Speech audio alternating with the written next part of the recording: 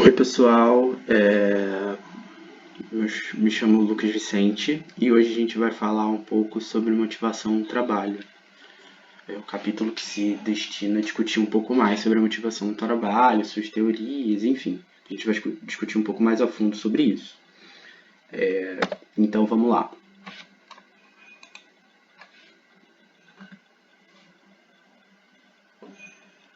A motivação no trabalho ela é considerada um dos fatores mais importantes no que tange à conduta humana, principalmente no ambiente de trabalho, né? É muito preferível para gestores e líderes de time, de equipe, enfim, que, que eles tenham pessoas motivadas em suas equipes. E aí, indo um pouco na origem da palavra, a motivação ela vem do latim, motivos, e significa tudo aquilo que pode fazer mover, que causa ou determina alguma coisa, ou o fim ou a razão de uma ação. E a teoria da motivação, em si, ela é uma teoria puramente da ação. Agora a gente vai falar um pouco sobre as definições, os modelos de classificação e as teorias acerca da motivação.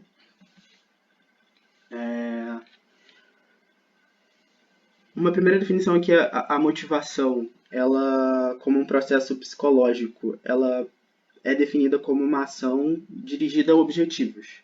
E além disso, ela é autorregulada, biológica ou cognitivamente, persistente no tempo e ativada por um conjunto de necessidades de cada indivíduo. E os principais aspectos envolvidos no conceito de motivação, eles estão listados aqui nesse quadro abaixo, né? Tendo destaque para essa primeira linha em verde. A ênfase, ela se refere ao que se elege como importante para abordar a motivação. E aí pode ser a ativação, a direção, a intensidade, a persistência. O foco é o alvo ou objeto de atenção e ele está intimamente ligado com a ênfase da abordagem escolhida. A pergunta é o questionamento que se faz ao objeto e a resposta é o nível de explicação ou de compreensão que se pretende obter. E aí, na teoria da motivação, as definições que são adotadas para explicar esse fenômeno, né, de motivação, elas levam em consideração uma ou mais dessas quatro ênfases listadas aqui embaixo, ou seja, ativação, direção, intensidade e persistência. Agora, falando um pouco dos modelos de classificação, a gente tem na literatura 3 principais modelos, que seriam a classificação de Campbell e os colaboradores, a classificação de Thierry e a classificação de Kampfer. E a gente vai falar um pouco mais delas individualmente agora. A classificação de Campbell, unidimensional de Campbell e colaboradores, é de 1970, e ela diz que as teorias da motivação se dividem em 2 grupos, que seriam as teorias de conteúdo, que explicam a motivação humana a partir das necessidades que cada indivíduo tem e eles buscam, né, suprir essas necessidades. E as teorias de processo definem a motivação como um processo de tomada de decisão em que estão em jogo os objetivos pessoais de cada indivíduo. A classificação bidimensional de Thierry, além de considerar essas duas teorias anteriores, evidencia que existe uma outra dimensão de diferenciação entre as teorias de motivação, visto que algumas delas fazem referência ao reforço da conduta e à cognição. O argumento que justifica a inclusão dessa nova dimensão no modelo de classificação bidimensional de Thierry é que as teorias, quando elas discutem a importância do reforço da motivação, elas direcionam a atenção para o que acontece depois da ação concluída. E aí, de modo distinto, As teorias que enfatizam a cognição, elas dirigem a atenção para o que acontece no sistema cognitivo da pessoa, ou seja, é um fator interno contra um fator externo. Dessa forma, a motivação ela seria decorrente não do que acontece depois do que a pessoa age, tipo, não seria uma recompensa, mas do que ocorre na mente dessa pessoa, ou seja, os desejos, as intenções e as metas que que a orientam a ela a agir.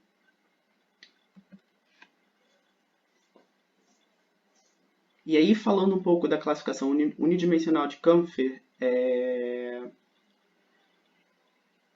nessa classificação não são consideradas as dimensões apresentadas nas classificações anteriores, e a motivação ela é fundamentalmente uma teoria da ação, como eu disse anteriormente. E a relevância dela deve ser destacada à medida que repercute de modo ativo na orientação da mudança de ação da pessoa. Então, ele faz usos de conceitos mais próximos ou distantes da ação.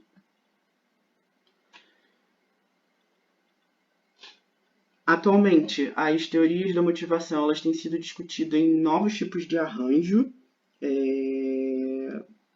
tentando entender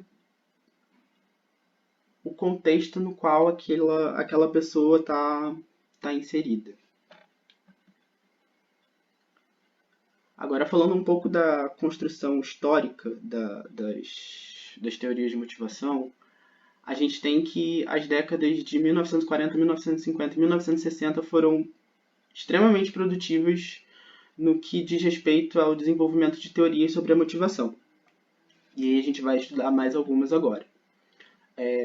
A primeira delas é a teoria de necessidades de Maslow. E nessa teoria ele diz que as necessidades humanas elas têm origem biológica e essas necessidades elas são dispostas hierarquicamente. Dessa forma ele infere que o homem tem uma propensão para o autodesenvolvimento. E para que esse autodesenvolvimento ocorra, as necessidades inferiores, as necessidades biológicas inferiores do homem, elas precisam ser em parte satisfeitas, e as necessidades superiores elas vão se tornar as motivadoras da conduta humana. Ou seja, ele vai precisar satisfazer necessidades básicas para ter, enfim, aspirações e enfim, motivação para evoluir. E aqui num quadrinho está basicamente, enfim, disposto e exemplificado como isso funciona. Aí a gente tem as necessidades básicas, né, inferiores, que seriam as necessidades de segurança, de se manter protegido, e as necessidades fisiológicas de cada ser humano. E aí, com essas necessidades básicas, os homens almejam as necessidades superiores, que seriam as necessidades sociais, as necessidades de estima e as necessidades de autorrealização. Indo um pouco mais para frente, falando um pouco da teoria de ERC, é porque ela está diretamente relacionada com a teoria de Maslow que a gente viu anteriormente. Ele redefiniu essas 5 necessidades hierarquizadas que a gente viu anteriormente e agrupou em 3 grupos, o chamado ERC. Necessidades de existência, que seriam as necessidades fisiológicas e de segurança, as necessidades de relacionamento, que seriam as necessidades sociais e de estima, e as necessidades de crescimento, que seriam as necessidades de autorrealização. E ele afirma também que a motivação da conduta humana não obedece apenas um sentido progressivo, mas também um sentido regressivo. Ou seja, a frustração que pode ser encontrada na satisfação de uma necessidade mais elevada poderia fazer com que o ser humano ou a pessoa ela regredisse ao nível anterior, que seriam necessidades mais concretas de serem realizadas, onde, enfim, ela conseguiu bons resultados. E ele também infere que duas necessidades podem conjuntamente estar influenciando a orientação da pessoa, o que enfraquece a tese de que haveria uma hierarquização dessas necessidades.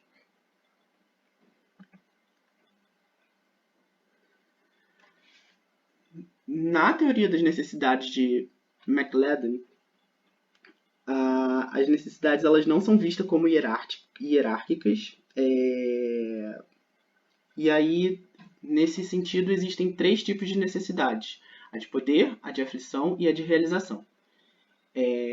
A necessidade de, quando a necessidade de realização ela é preponderante, né, ela evidencia uma motivação para a autorrealização, ou seja, uma busca por autonomia,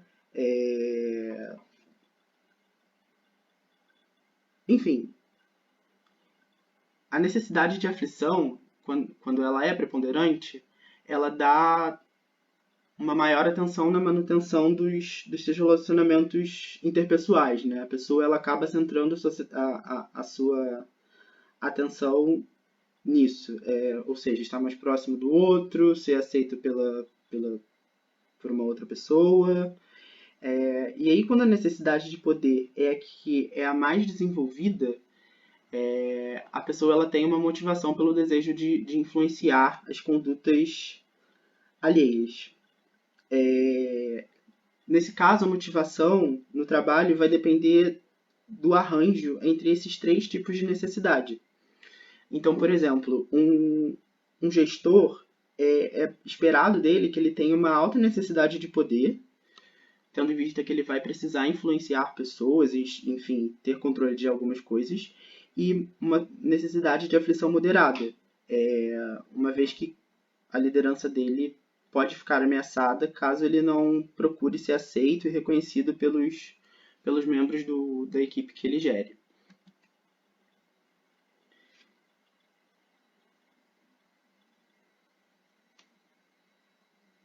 E aí aqui a gente tem disposto, né, um esquema falando exatamente sobre... Falando um pouco agora sobre a teoria bifatorial, ela foi formulada a partir da análise da resposta de algumas pessoas sobre o que as faziam se sentirem bem e se sentirem mal no contexto do trabalho. A categorização dessas respostas permitiu que os autores dessa teoria separassem aquelas relacionadas diretamente com a satisfação no trabalho das relacionadas à insatisfação no trabalho. Os fatores relacionados à satisfação localizavam-se na pessoa ou nas próprias tarefas. E os fatores relacionados à insatisfação, eles localizavam-se de forma externa às pessoas, como, sei lá, na política de administração da empresa, no estilo de gestão, de supervisão, no relacionamento entre os colaboradores, enfim. Com base nisso, né, a teoria da motivação bifatorial ela foi construída apoiada em dois conjuntos de fatores.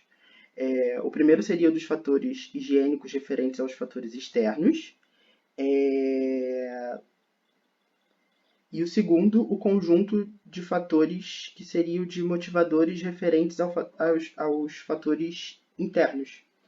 E aí a conclusão que se chegou com essa teoria foi de que o contrário de satisfação não é insatisfação, mas é a não satisfação. Da mesma forma que o oposto de insatisfação não é a satisfação, mas é a não insatisfação. Dessa forma, por exemplo, salários, condições ambientais de trabalho, estilo de supervisão, relacionamento entre os colaboradores, não seriam fatores capazes de satisfazer ou motivar pessoas no trabalho, mas eles deveriam sim ser objetos de atenção e preocupação dos dirigentes da organização, da empresa, enfim, para evitar a insatisfação no trabalho, o que também poderia prejudicar o desempenho. E aí aqui a gente tem, novamente, um esquema sobre a teoria bifatorial de...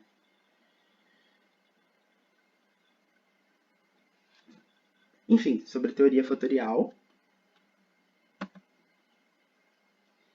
E aí, avançando um pouco mais, em 2005, Latham e Pinder fizeram uma revisão nos estudos sobre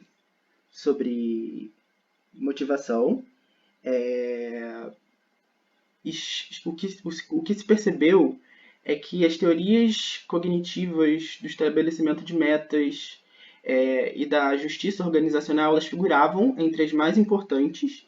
E, além disso, novos aspectos passaram a ser considerados no estudo da motivação. Como, por exemplo, o foco na cultura nacional, no desenho do trabalho, na relação entre a pessoa e o ambiente de trabalho em que ela está inserido, enfim. E as diferenças individuais também elas passaram a ser importantes, né? E aí, dentro desse aspecto, a gente tem a teoria da expectância, de Vroom, em 1995. E ela diz, basicamente, que as pessoas decidem sobre as suas ações de modo instrumental, buscando sempre maximizar o seu prazer e minimizar o seu desprazer. A escolha, enfim, da ação dessa pessoa seria, então, um resultado da múltipla função entre três conceitos cognitivos: a valência, a instrumentabilidade e a expectância. A valência ela é uma atribuição de qualidade positiva ou negativa aos resultados que se pretendem chegar. Basicamente, é o que faz uma pessoa sentir atração ou repulsa por alguma coisa. A instrumentabilidade é a força da relação percebida entre a ação a ser realizada e a obtenção dos resultados que se esperam se obter.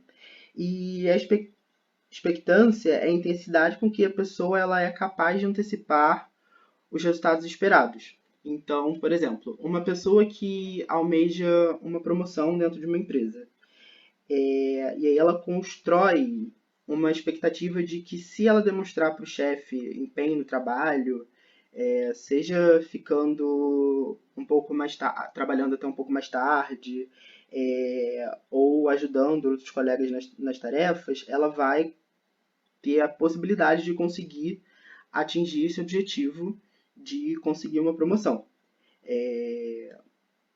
A motivação para essa ação vai depender da valência que a pessoa atribui à promoção.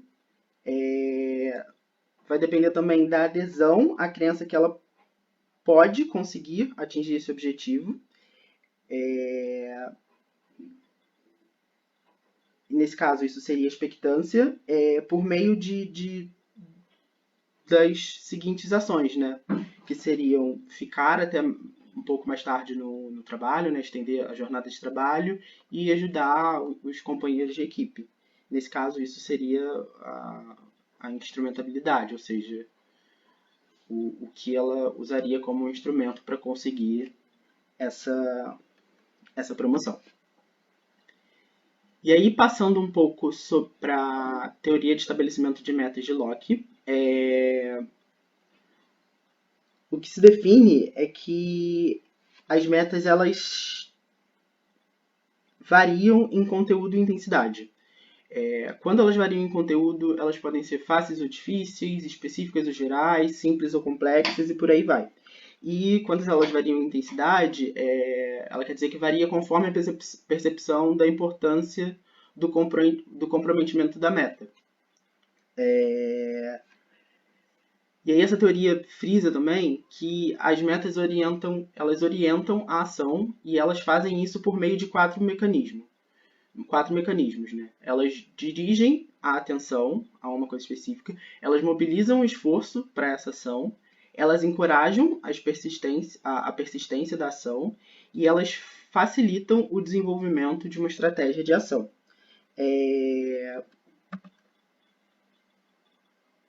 E aí, para as metas serem bem-sucedidas, não basta que elas sejam jogadas, elas precisam ser bem especificadas para serem verdadeiros fatores motivadores da conduta humana.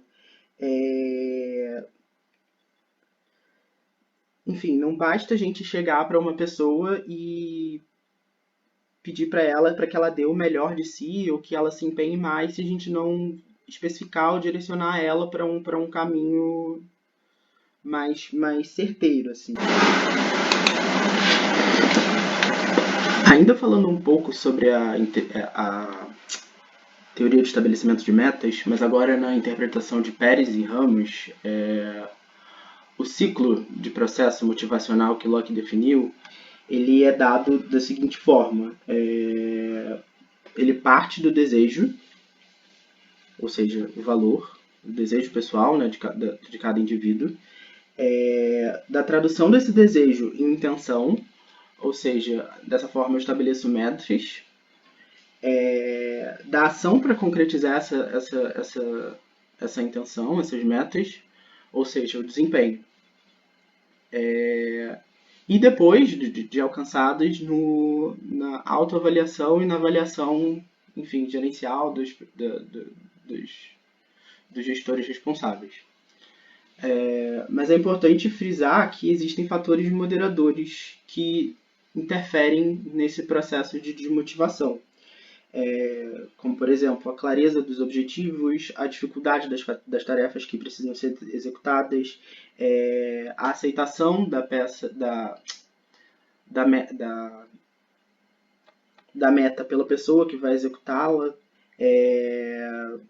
as características individuais de cada pessoa, enfim.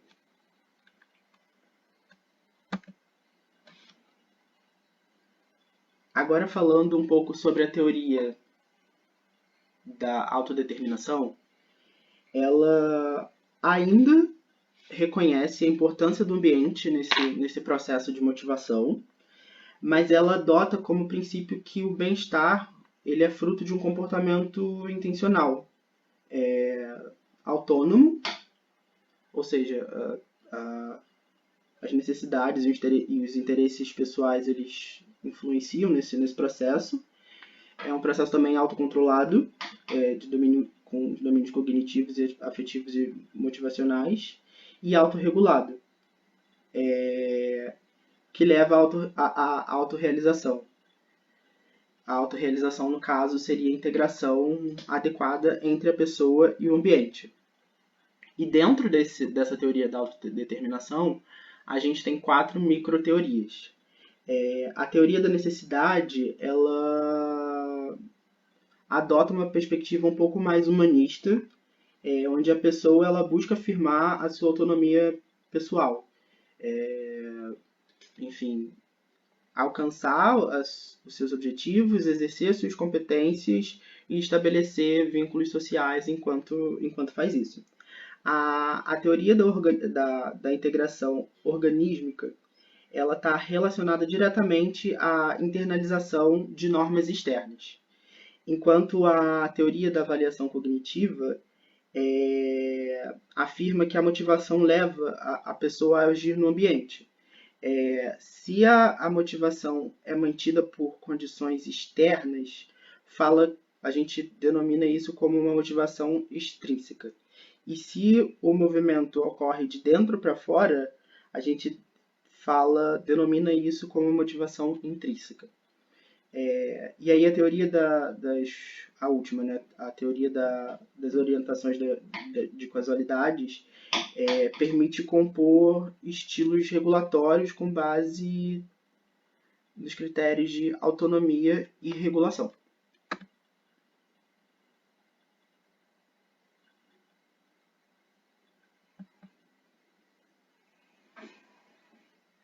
Agora, falando um pouco sobre a teoria do fluxo, nela a motivação é considerada um estado emocional de uma curta duração e uma alta ativação, caracterizado principalmente pela clareza das metas, intensa concentração e percepção de total controle da atividade que está sendo realizada. Em outras palavras, o fluxo é um estado psicológico de êxtase, fazendo uma comparação, assim. E esse estado de fluxo ele é facilmente visualizado quando a gente desempenha atividades prazerosas. Mas uma das limitações dessa teoria do fluxo é que o fluxo ele não é facilmente atingível e durável. Ele exige um certo trabalho para se atingir esse fluxo. Falando um pouco agora também sobre a teoria sociocognitiva,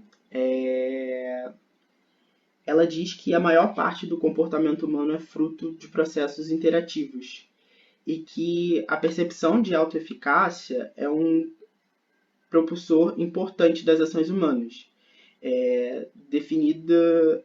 Ela é definida como a capacidade de se reconhecer capaz de realizar alguma tarefa.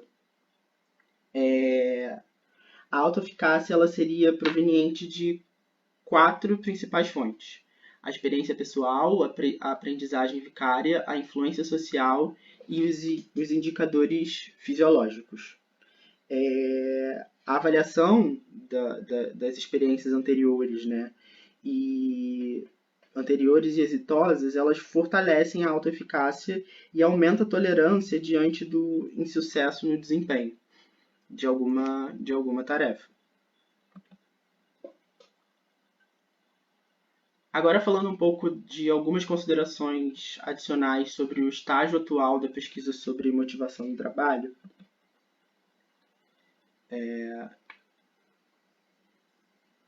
Uma revisão realizada por Latam e Pinder destacou algumas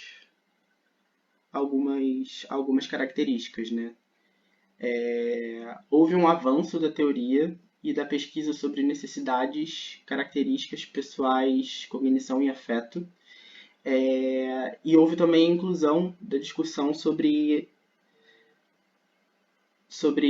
cultura nacional, do desenho do trabalho e dos modelos de ajuste pessoa-ambiente nos estudos sobre motivação. As pesquisas sobre motivos e necessidades elas tiveram apogeu na década de 1970 e 1980. E na década de 1990, esses estudos se dividiram em três grupos.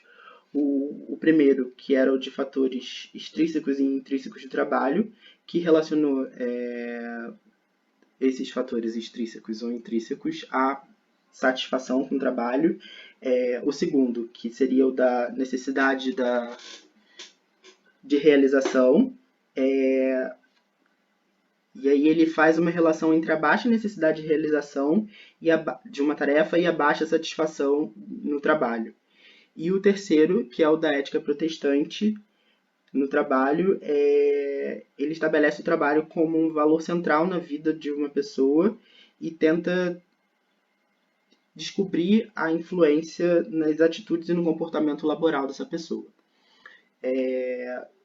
Nos anos 2000, a gente teve pesquisas interculturais que corroboraram com a hierarquia das necessidades, mas que relativizaram em virtude de outras variáveis.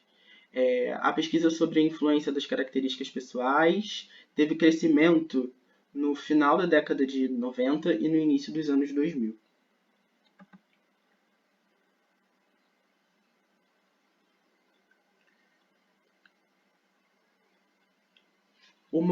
Os estudos interculturais eles ressaltam a importância de adoção de políticas e práticas que levem em conta os diversos contextos culturais.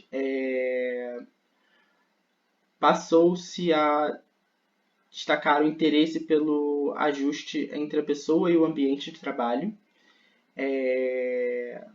Passou-se também a buscar uma identidade da meta individual com a meta grupal. E aí, falando um pouco mais sobre o contexto brasileiro, a gente consegue identificar 3 tendências.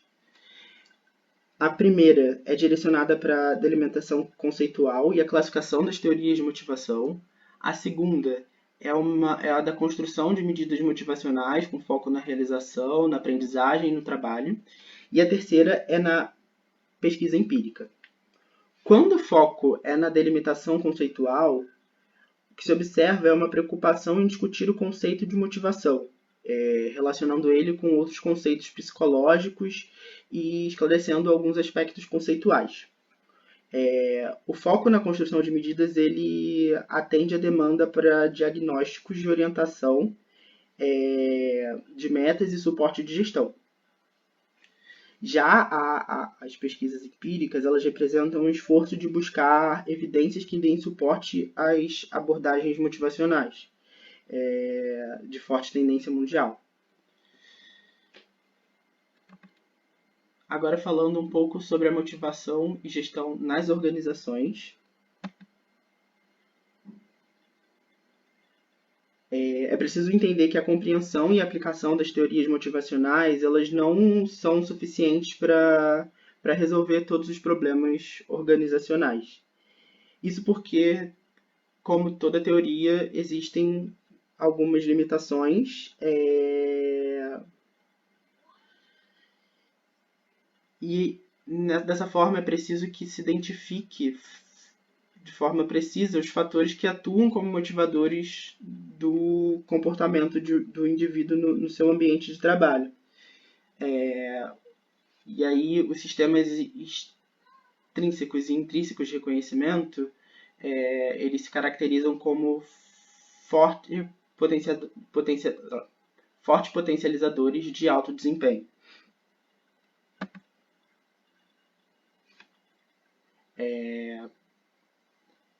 Para um gestor de uma equipe, de um time, é importante que se respondam 3 perguntas básicas a respeito da motivação. O que mantém ativa a ação no contexto de uma dada organização? Se existe alguma meta ou alvo claramente estabelecido e compartilhado e que pode orientar a ativação da ação? E onde se encontra a força dessa ativação? Na necessidade ou na carência pessoal, ou na meta a ser alcançada. E aí, apenas um fato é que um estudo realizado pela empresa de consultoria Cato, que contou com mais de 46 mil participantes, demonstrou que os fatores mais determinantes na motivação no trabalho são as interações humanas saudáveis, as políticas e práticas de reconhecimento profissional, além da possibilidade de realizar tarefas prazerosas e dotadas de significado interior, né? de um propósito interior. E aí, o que de fato motiva as pessoas no trabalho?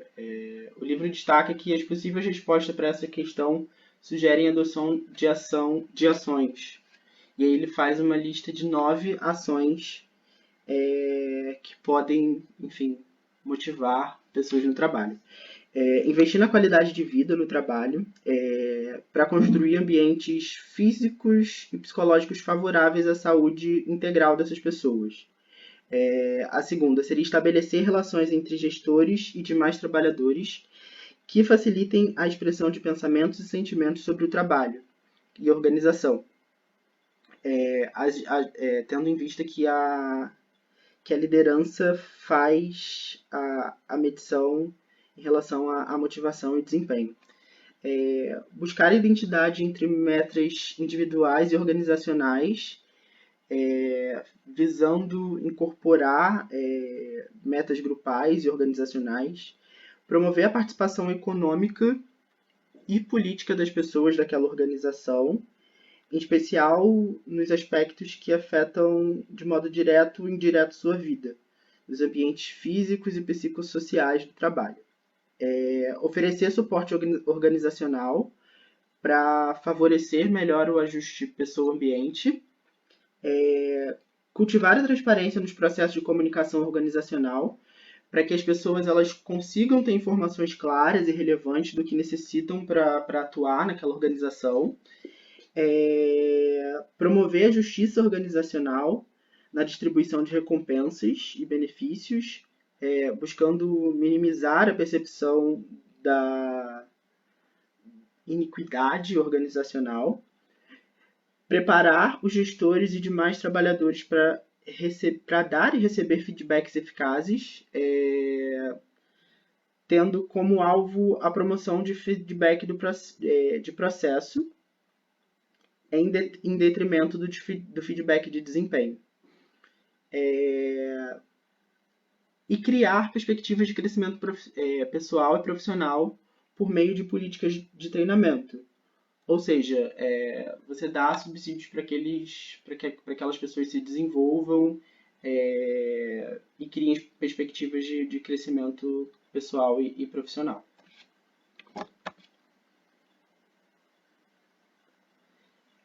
O livro de referência que a gente usou foi o Psicologia, Organizações e Trabalho no Brasil. E é isso, encerramos por aqui. Muito obrigado.